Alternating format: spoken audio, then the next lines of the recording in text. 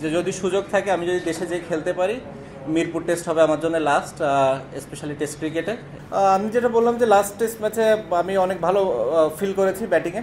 দুইটা ইনিংসেই খুব ভালো ব্যাটিং করছিলাম, আনফর্চুনেটলি বড় করতে পারিনি। সো সেই জায়গা থেকে চেষ্টা থাকবে যে যেন ইনিংসটা বড় করতে পারি। আমি তো লাস্ট 4-5 মাসই যদি বলেন নন স্টপ ক্রিকেটের ভেতরে আছি। সো এই টাইমে তো কেউ দেখে নাই যে এরকম কোনো কিছু ঘটার মতো কিংবা হয়েছে কিনা। শুধু এই ম্যাচটাই মনে হয়েছে, সেটা অনেকগুলো রিজন থাকতে পারে।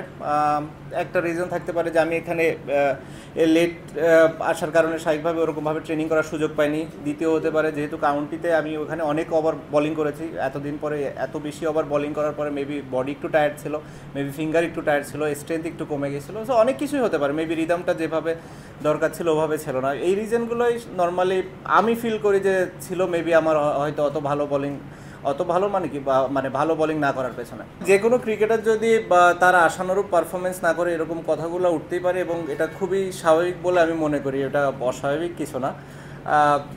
মানুষ এটা ফিল করতেই পারে। আমি বিশ্বাস করি যে মানুষ বেশি কিছু হয়তো এক্সপেক্ট করে, এই কারণেই হয়তো এরকম চিন্তা করে। বাট যেটা আমি বললাম যে হ্যাঁ, যখন আপনি যে ধরনের একটা লেভেলে পারফরমেন্স করছেন এবং সাডেনলি ওটা থেকে যখন একটু নিচের দিকে আসে, স্বাভাবিকভাবেই মানুষ এটা নিয়ে তো একটু সন্দেহ করবে এবং এটা নিয়ে কোশ্চেন মার্কও তুলবে তারা। এখন পর্যন্ত আমি তো অ্যাভেলেবল, যেহেতু দেশের অনেক পরিস্থিতি আছে, বা স্বাভাবিকভাবেই সব কিছু হয়তো আমার উপরে না। স্বাভাবিকভাবে ওই জিনিসগুলো আমি বিসিবির সাথে ডিসকাস করেছি, যে তাদেরকে বলা হয়েছে স্বাভাবিকভাবেই যে আমার কি প্ল্যান, স্পেশালি টেস্ট ক্রিকেট নিয়ে। এই টেস্ট এবং হোম সিরিজ আমি মানে যেটা ফিল করেছিলাম যে আমার লাস্ট সিরিজ হবে টেস্ট ক্রিকেটে স্পেশালি। সো ওইটা নিয়ে আমার চিন্তা ছিল, এবং এভাবেই ফারুক ভাইয়ের সাথে এবং বোর্ডের সিলেক্টরদের সাথেও কথা বলা হয়েছে যে যদি সুযোগ থাকে আমি যদি দেশে যেয়ে খেলতে পারি, মিরপুর টেস্ট হবে আমার জন্য লাস্ট, স্পেশালি টেস্ট ক্রিকেটে।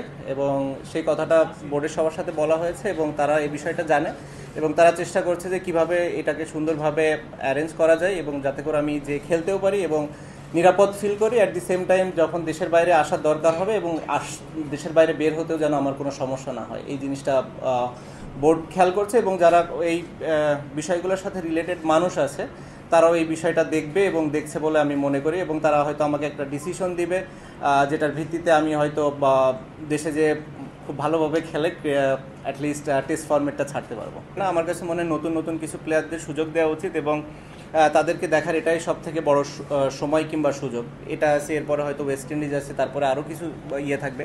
আমার মনে হয় 2026 সালের যদি দিকে বাংলাদেশ ক্রিকেট বোর্ড তাকায়, তাহলে সেটাই হবে সব থেকে ভালো দিক, এবং এটা আমরা সবাই মিলে ডিসিশন নিয়েছি এবং আমরা সবাই এটাতে একমত।